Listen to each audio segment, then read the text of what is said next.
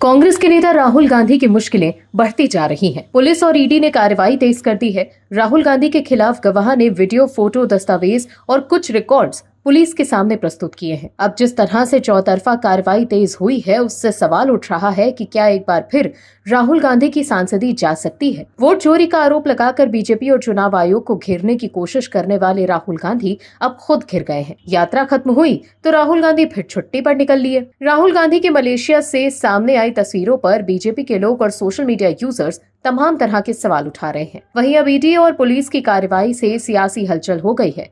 क्या है पूरी खबर, बताते हैं आपको इस रिपोर्ट में। दर्शकों, उड़ीसा पुलिस ने राहुल गांधी के इंडियन स्टेट से लड़ रहे वाले बयान के खिलाफ दर्ज एफआईआर में जांच आगे बढ़ा दी है। पुलिस की जांच अब राजीव गांधी फाउंडेशन तक पहुंच गई है। राजीव गांधी फाउंडेशन को फाइनेंशियल रिकॉर्ड पेश करने का नोटिस भेजा गया है। झारसुगुड़ा पुलिस ने फाउंडेशन से उसके वित्तीय रिकॉर्ड और विदेशी डोनेशन संबंधी जानकारी मांगी है। आपको बता दें, राहुल गांधी राजीव गांधी फाउंडेशन के बोर्ड सदस्यों में से एक हैं। इस फाउंडेशन की अध्यक्षा सोनिया गांधी हैं। ऐसे में इस जांच से गांधी परिवार की चिंता जरूर बढ़ गई होगी। इस नोटिस के तहत फाउंडेशन से जो जानकारियां सामने आई हैं, उनमें शामिल हैं 1991 से अब तक विदेशी डोनेशन का साल दर साल का डिटेल, बैंक खाता संबंधी जानकारी, अधिकृत हस्ताक्षरकर्ताओं के नाम, ऑडिटर्स के नाम और संपर्क विवरण, एफसीआरए लाइसेंस की प्रति, विशेष डोनेशन के संबंध में स्पष्टीकरण, खासतौर पर विवादित प्रचारक जाकिर नायक और चीन की सरकार से मिले डोनेशंस की जानकारी। द टाइम्स ऑफ इंडिया की खबर के मुताबिक पुलिस ने फाउंडेशन से यूपीए दौर में प्रधानमंत्री राहत कोष के कथित रूप से गड़बड़ी करने के मामले में स्पष्टीकरण मांगा है।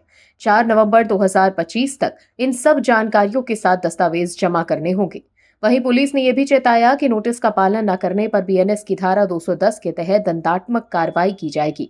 ये नोटिस राहुल गांधी पर जनवरी 2025 में दर्ज एफआईआर से जुड़ा है, जब हिंदू संगठनों और बीजेपी नेताओं ने राहुल गांधी के इंडियन स्टेट वाले बयान पर ओडिशा के झारसुगुड़ा में पुलिस से शिकायत की थी। शिकायत में बताया गया था कि राहुल गांधी के बयान से भारत की एकता और अखंडता को खतरा है।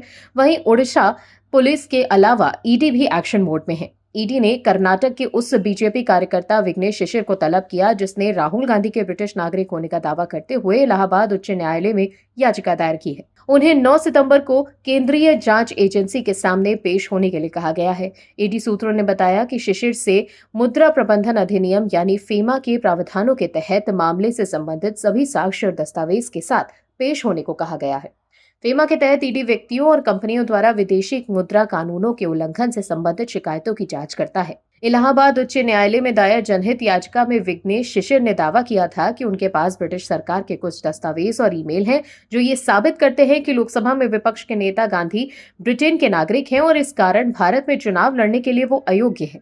वहीं हाल ही में इलाहाबाद उच्च न्यायालय की लखनऊ पीठ ने केंद्र सरकार को आदेश दिया था कि विघ्नेश शिशिर को 24 घंटे सुरक्षा प्रदान की जाए। राहुल गांधी के खिलाफ सबूत देख अदालत ने यह भी माना था कि मामला गंभीर है, इसीलिए इस मामले में सुनवाई चल रही है। वहीं विघ्नेश शिशिर ने एक्स पर लिखा है कि मैं इस संबंध में मेरे पास उपलब्ध सभी जानकारी प्रस्तुत करने के लिए ईडी के अधिकारियों के समक्ष उपस्थित हो जाऊंगा।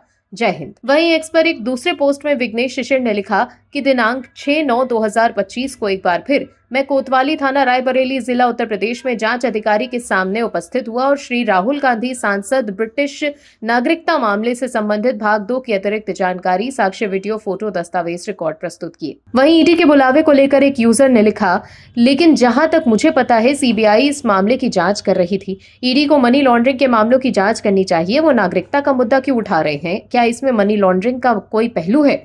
मतलब उन लोगों को ये भी लगा है कि क्या नागरिकता के अलावा मनी लॉन्ड्रिंग का भी मामला सामने आ रहा है। वहीं ये भी खबर आई थी कि ब्रिटेन सरकार ने राहुल गांधी के पासपोर्ट और नागरिकता से संबंधित दस्तावेज भारत सरकार के गृह मंत्रालय को सौंप दिए हैं। वहीं इससे पहले सुब्रमण्यम स्वामी ने राहुल गांधी की विदेशी नागरिकता मसला उठाया था। स्वामी ने एक्स पर दावा किया था कि राहुल गांधी ने 2003 में ब्रिटिश नागरिकता हासिल की थी और लंदन में बैक ऑप्स नाम की कंपनी शुरू की है। उनकी भारतीय नागरिकता मान्य है। एक दूसरे पोस्ट में सुब्रमण्यम स्वामी ने लंदन में फाइल किए गए इनकम टैक्स रिटर्न की कॉपी भी अटैच की थी। ऐसे में क्या इसी कंपनी से जुड़े मामले को लेकर ईडी जांच कर रही है? राहुल पर जो आरोप लगे वो विदेश में एक कंपनी के डायरेक्टर हैं। तो क्या ईडी के पैसों के लेन देन को लेकर सबूत हाथ लगे हैं, जिससे ईडी ने कार्रवाई तेज कर दी है? ऐसे में ईडी के एक्टिव होने से मामला और भी ज्यादा गंभीर हो गया है। Bureau report, OMH news. आप दर्शकों से विनम्र निवेदन है कि चैनल को सब्सक्राइब जरूर करें